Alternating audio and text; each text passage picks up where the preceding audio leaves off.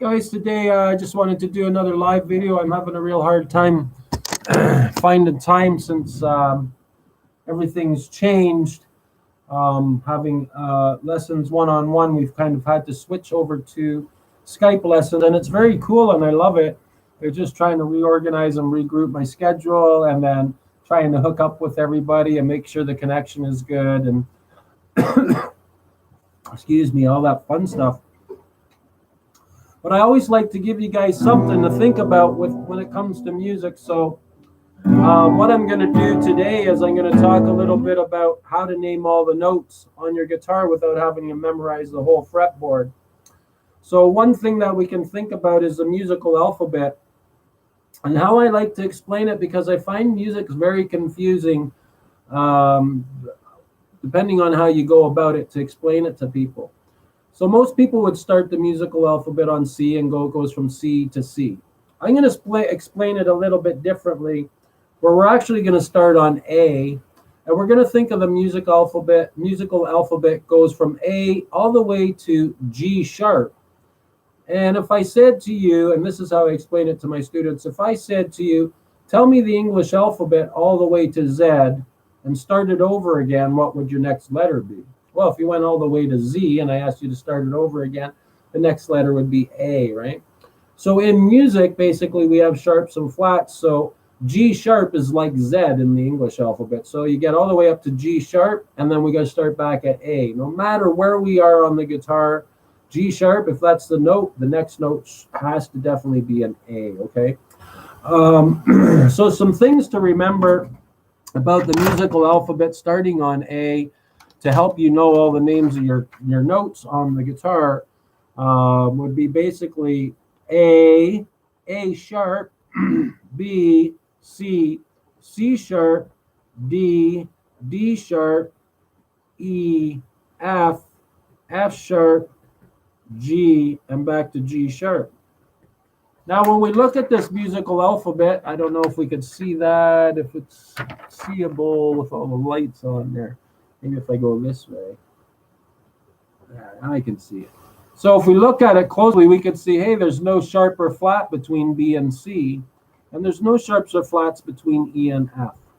So as long as you remember that rule, always remember that rule. It's so important to remember there's no sharps or flats between B and C and E and F. So some people get confused about it, so I go like this. Well, here's B and here's C. There's nothing in between them. If there was, so you get it? There's no sharps or flats. There's nothing between B and C. All right, so hopefully that helps you get that idea down. Now, to know the names of our strings from the top string down, we could think of, it's on YouTube, Eddie 8 Dynamite, Goodbye Eddie. EADGBE, right? Very cool to know. This is all very cool stuff to know, guys. So we're going to know how to name all our notes on the guitar after this, and all our chords and all our bar chords, all our minor chords. That'll be another lesson for today. We'll just talk about the notes. And let's make sure that you guys understand this whole exercise. So I said the names of the strings were Eddie 8 Dynamite, Goodbye Eddie. So that would mean that this must be an E string for Eddie. So it is. And notice how there's no fingers or nothing touching it. So that's a note all by itself. And don't forget that when because sometimes I'll say, okay, play me the E string, and I'll notice students go like this and they press on the first one and they go E. But that's okay. You're just not sure. It's not like, oh my God, you're an idiot, or no, you're not an idiot. No, you're learning an instrument. You're doing great. These are all things that I got to see how people think, so now I can help everybody else even more, because my one-on-one lessons were very helpful to me to see where people were having troubles. So if this is E, like it is, then the next chord after E in the alphabet, we said there's no sharps or flats between E and F. So right away, I'm going to go F. The next note will be F sharp. Then G. So we're just going up the alphabet now. What comes after G would be G sharp. And we said G sharp was the last letter of the musical alphabet. So now we're starting at A. So the next fret's A. And then we got A sharp. Then we got B. Then we got C. C sharp. D. D sharp. Oh, look at that. Back to E again. So basically, this is an E. And this is an E. But this E sounds different.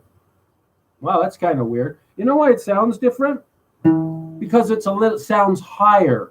What makes a string sound higher? If I pick this string and it's vibrating very slow there, you can see the vibration. Well, you can't because of the camera, but if you look over here more, you can probably see it vibrate. But if I put my finger on the 12th fret, it's gonna vibrate twice as fast now. So that's what makes it sound higher. Sound's all about vibration, right? That's a sound, but it didn't last very long. That's a sound, but it didn't last very long. So everything has a sound, but strings ring for a long time. So that's kind of a cool sound, right? And we can make cool music using our instruments. So that was the E string. Now the same rule would apply for the 5th string.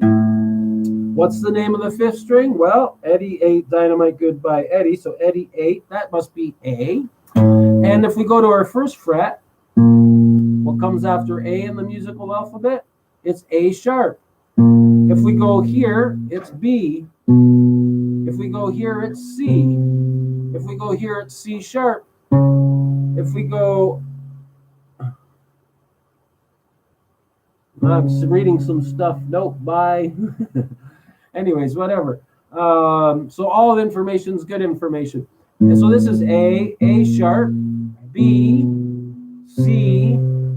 What comes after C in the alphabet? Remember, there's no sharps or flats between B and C, so that's why we said B, C. So that's got to be F, F sharp, G, G sharp, and A again.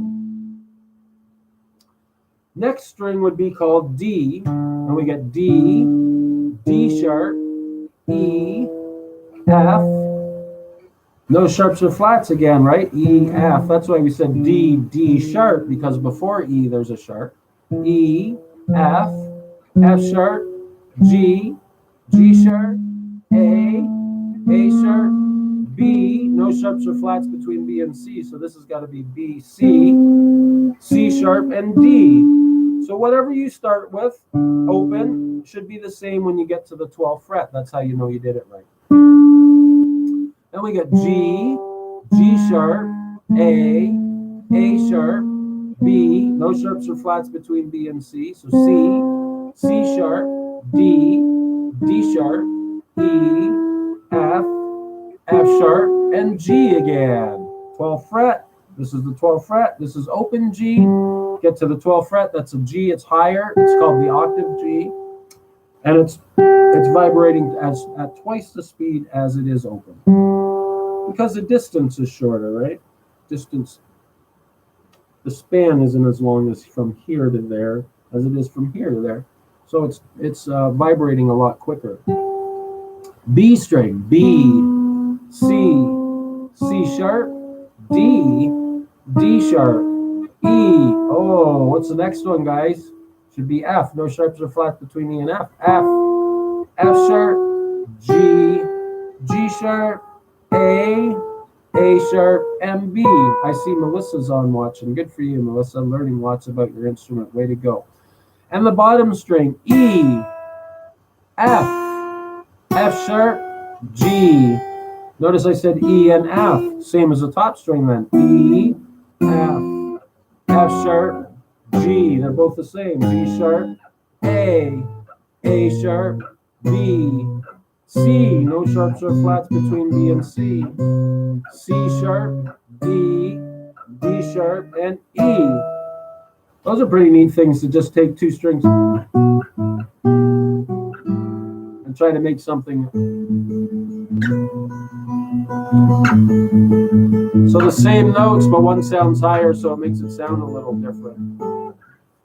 Well, yeah, I just wanted to talk a little bit about that. For a quick video, live videos seem to work a lot quicker for me. I don't have to edit and everything. Here's a cool song, a cool riff for Bon Jovi, Wanted Dead or Alive. Start here with finger 3 on string 3, fret 14, and finger 2 is going to be on string 1, fret 13. And basically we're picking this sort of 4, 3, 1, 3, and you can see that I'm down, up, and it's 1 and 2 and. Now what's going to happen here is this finger 3 is just going to shift down to the 12th fret. So we get this. Now I just bring finger 3 from fret 14 to 12, and I'm going to drop my pinky in on fret 12 below it on the bottom string. So now we get 1 and 2 and 3 and 4 and. Nice and slow. 1 and 2, 1 and 2 and 3 and 4 and. Then we're going to take these 2 fingers down 2 more frets. So this would be fret 10 picking the same way. 1 and 2 and. Then we're going to take finger 3 down 1 fret. Our pinky's going to come off, and finger 2 now is going to go on the bottom string for fret 8, 3 and 4 and. Then I do believe I go all the way back to fret 5 with finger 3, staying on string 3 and pinky below that. Picking the same way, 4, 3, 1, 3, and I'm always down, up, up. Then I'm going to take that and bring finger 3 back 1 fret and drop finger 2 back in on the bottom string, fret 3, picking the same way. And then I'm going to do a quick strum and slide all the way to the 1st and 2nd fret. So we get this. In slow motion would be 1 and 2 and 3 and 4 and 1 and 2 and 4 and 1 and 2 and 3 and 4 and. Pretty cool, pretty cool. It's pretty fast to play it, so that's why I count and teach you guys it slow, because if you had a metronome on, you know, I see a lot of things. I want you guys to be true to yourself when you play guitar, and it's really frustrating, I get it. But the more you do it, the easier it gets. It's like anything, you know. Your first day on your first job is probably a lot harder than your 1000th day on your first job. You kind of know where everything is. You know what you got to do. It's pretty simple.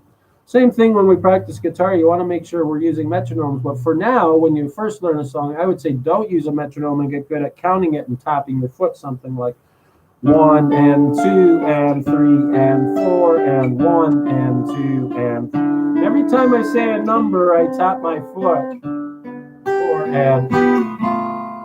So 1 and 2 and 3 and 4 and 1 and 2 and 3 and 4 and 1 and 3 and 4 and. All right. Great way to get that first part.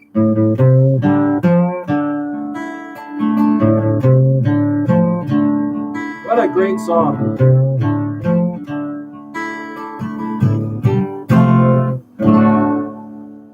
So I'll try to teach some more of that stuff. I notice when I'm doing songs live, I seem to be getting hit with copyrights a lot, but that's okay.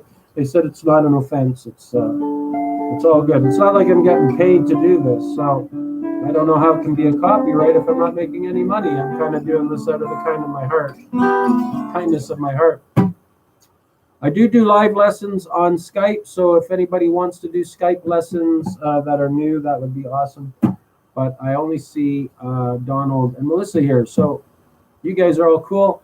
You're already done lessons with me and are taking lessons with me. That's very cool. So check that out. Learn how to name all the notes on your guitar this week. Next week, we'll talk about knowing how to name every chord without having to memorize it and how to do all that. Yeah, we'll see you guys next week. Stay tuned for when I go live again. Bye for now. Thanks for watching.